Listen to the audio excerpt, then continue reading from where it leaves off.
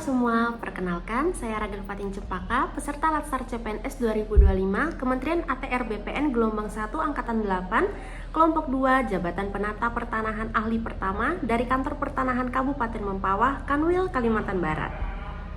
Pada hari ini saya telah mempelajari agenda 2 yang membahas core values ASN pada nilai berorientasi pelayanan dan akuntabel yang disampaikan oleh Pak Lutfi Riza via Zoom dengan perasaan yang sangat luar biasa karena penyampaiannya yang sangat informatif.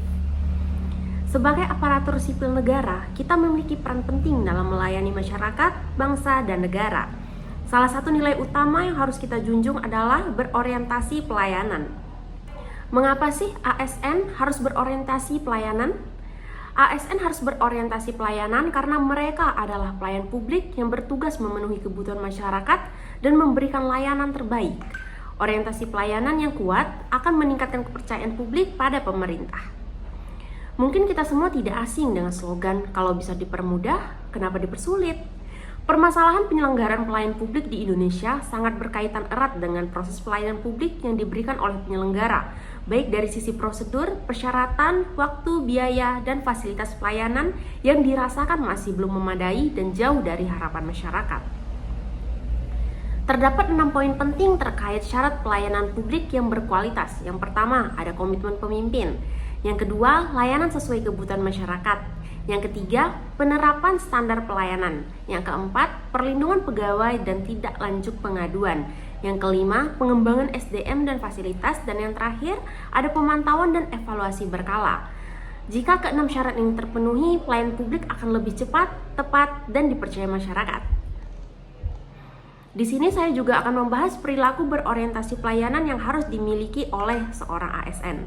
Ada 3 aspek utama. Yang pertama, memahami dan memenuhi kebutuhan masyarakat. Yang kedua, ramah, cekatan, solutif, dan dapat diandalkan. Yang ketiga, melakukan perbaikan tiada henti. Lalu bagaimana sih kita dapat mengukur pelayanan publik? Nah, salah satunya adalah dengan survei kepuasan masyarakat. Dengan ini, kualitas pelayanan bisa diukur secara nyata dan yang lebih penting, hasilnya digunakan untuk perbaikan berkelanjutan demi kepuasan masyarakat. Selanjutnya, saya akan membahas nilai akuntabel. Apa itu akuntabel? Artinya ASN melaksanakan tugas dengan jujur, bertanggung jawab, cermat, disiplin, dan berintegritas tinggi. Barang milik negara digunakan secara efektif dan efisien, serta tidak menyalahkan kewenangan. Lalu, kenapa sih ASN harus akuntabel? Nah, karena akuntabilitas dan transparansi menumbuhkan kepercayaan publik bahwa kebijakan yang kita ambil benar untuk kemajuan bangsa. Akuntabilitas meliputi beberapa aspek, diantaranya sebuah hubungan antara ASN dan publik, perbaikan kinerja, berorientasi hasil, memerlukan konsekuensi, dan membutuhkan laporan. Fungsinya adalah untuk mengontrol secara demokratis, mencegah korupsi, dan meningkatkan efisiensi dan efektivitas. Lalu, apa sih perbedaan akuntabilitas dan responsibilitas? Nah, kalau akuntabilitas itu mempertanggungjawabkan hasil dan tindakan, sedangkan responsibilitas yaitu menjalankan tugas atau kewajiban yang telah diberikan.